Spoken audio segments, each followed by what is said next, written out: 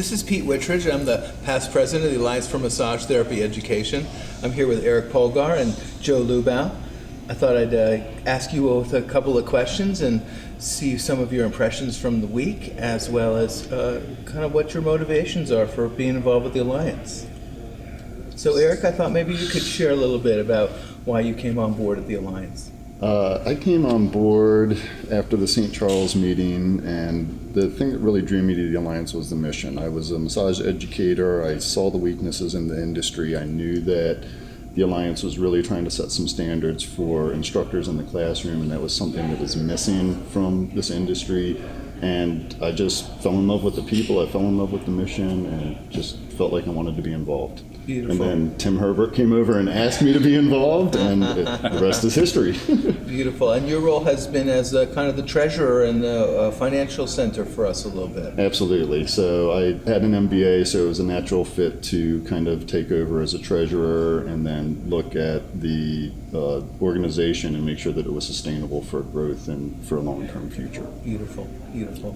And Joe, I'm just so appreciative of you. You know, I come to your school and teach continuing education.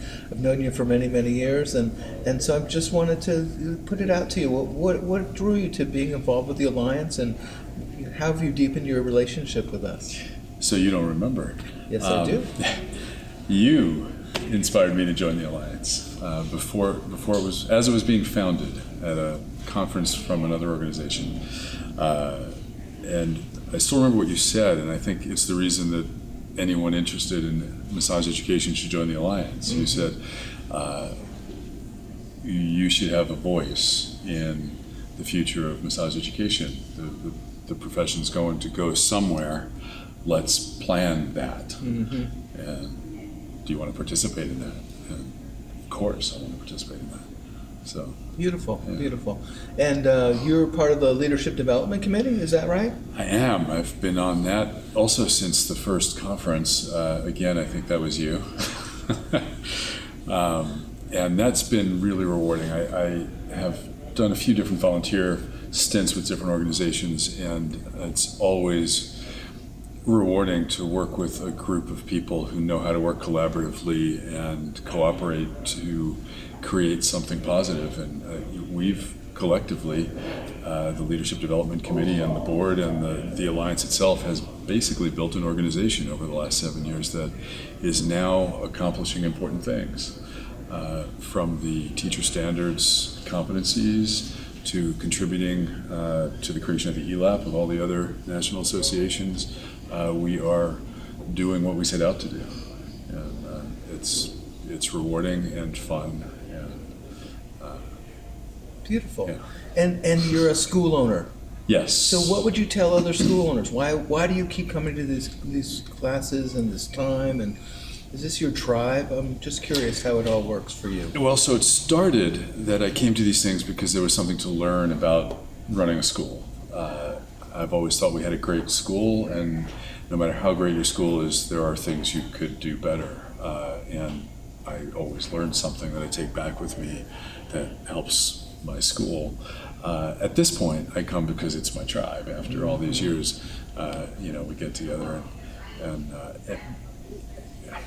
as a tribe, though, it is a group of some of the most brilliant, interesting, thoughtful people who are engaged in this larger project. So it's not just that we're all friends. It's a tribe doing important work. Yeah. But you still try to find that nugget at each one, right? I do. Okay. I do.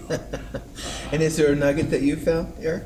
I think my nugget for this one is that I really want to focus on a national marketing campaign for the profession. Beautiful. Tell me a little bit about that. I think that'll be really important.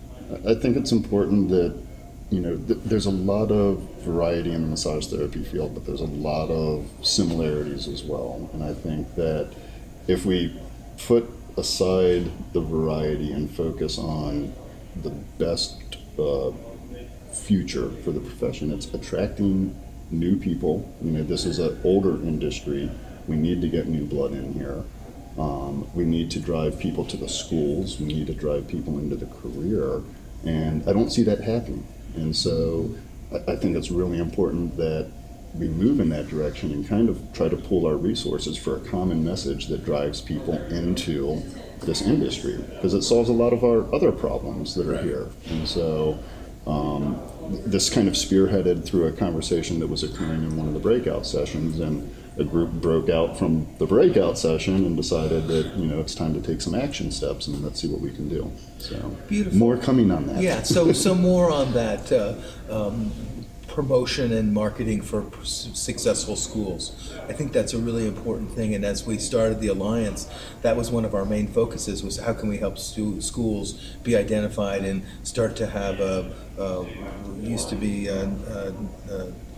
the folks who were doing recruitment, where you'd get a lead, and we thought maybe that would be the key for the Alliance. And really, I think it's the relationships and the documents and the things that we're doing. But we also have a thing ahead of us called teacher training, right? Right. That's an issue. It is. Do either of you want to deal with that issue at all, teacher training? What your perspective on that is?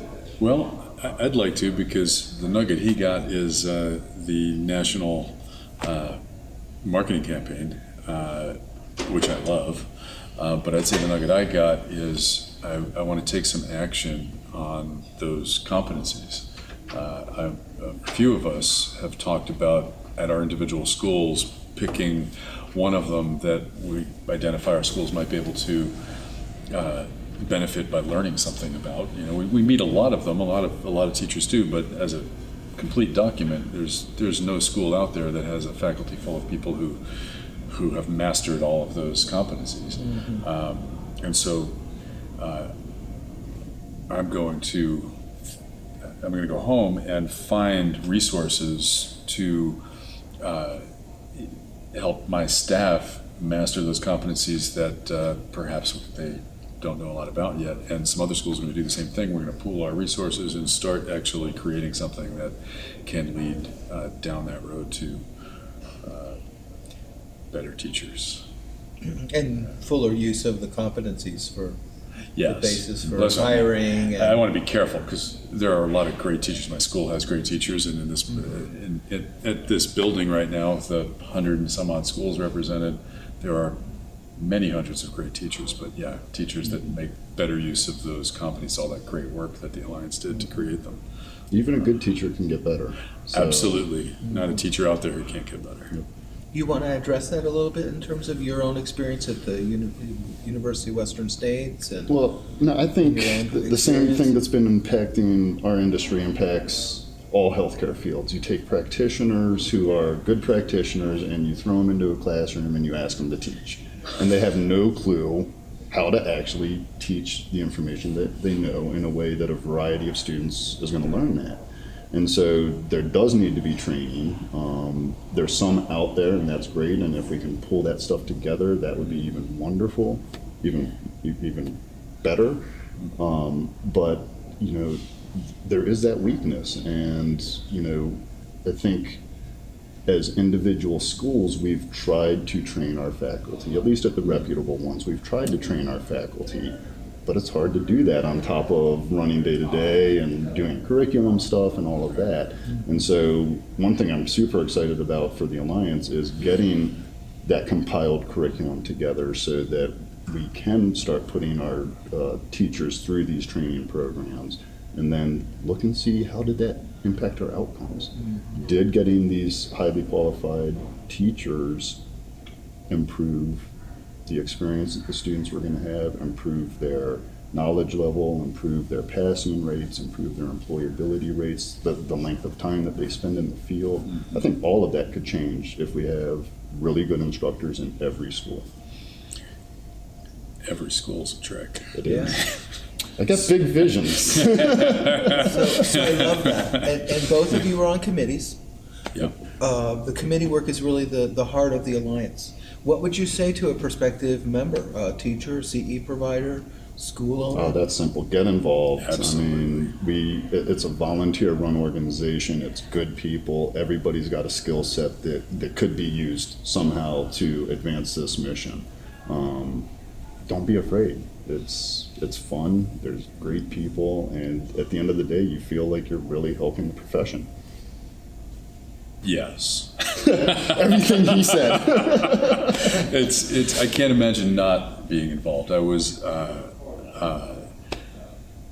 I was involved in a committee with the NCB. It's rewarding to work with thoughtful, mature people and collaborate in the name of something really constructive. You know, at the end of the day, you think, what have I done with my life? And to me, this is every bit as fulfilling as anything I've done for profit, right? It's you can be a member and pay your dues and come to a conference every 2 years, or you can be involved in something really powerful. Roll your sleeves up. Actively involved, yeah. Beautiful. Now you both have young sons. Young daughter, young Young son. son, young Okay, daughters. yeah. Would you encourage your children to go into massage therapy at the moment? I asked my son if he had any interest in going into massage therapy, and he told me he wanted to be an architect.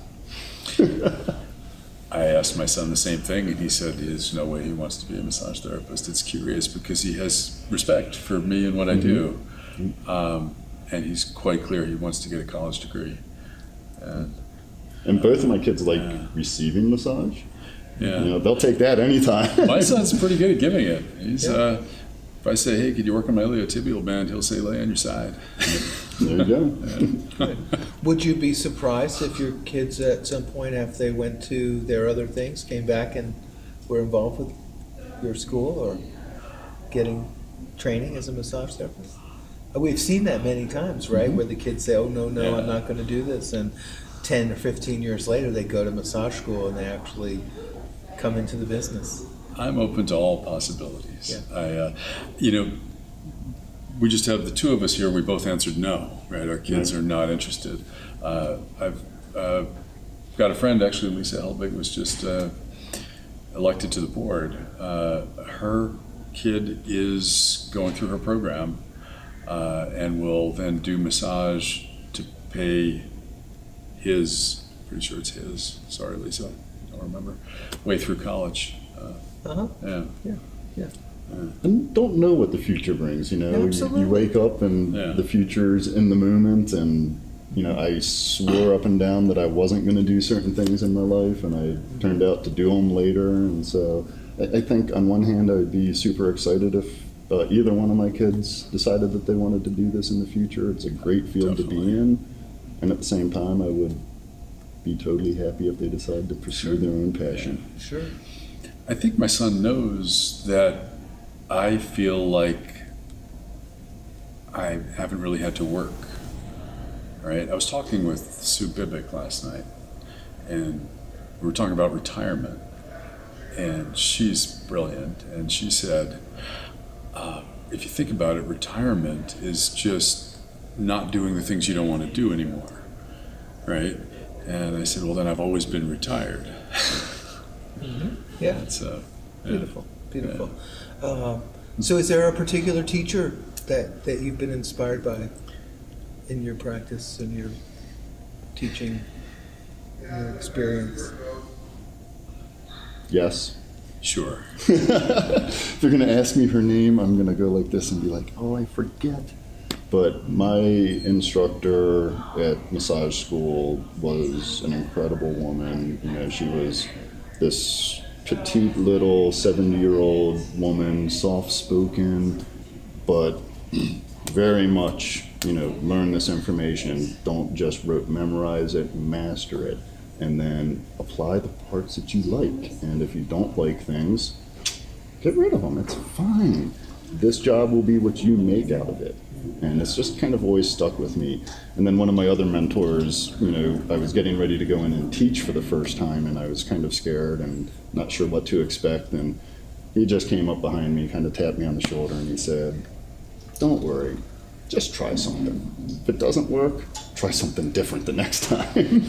And that advice has lived with me for over 20 years. I'm not afraid to try something new in the classroom, and if it totally bombs on me, I'll try something different the next time. Beautiful. That's great. I've had a few. My fourth grade teacher, Mrs. French, who encouraged me to be creative and think, and was just supportive. In massage school, I don't remember the name either. It was 30 years ago or so. My anatomy teacher, I really wanted to learn anatomy, and he made it interesting. There was a pathology teacher who, I don't remember his name either, but he was so passionate about sick people. Right? Pathology is usually just a list of diseases, and this guy made me care about people with AIDS. You know, it was not just memorizing symptoms. And then post massage school, Tom Myers and James Earls just keep me inspired about the power of this work. So Beautiful. Well, thanks both. I really appreciate both of you, and I love working with both of you, and look forward to a long time of knowing each of you.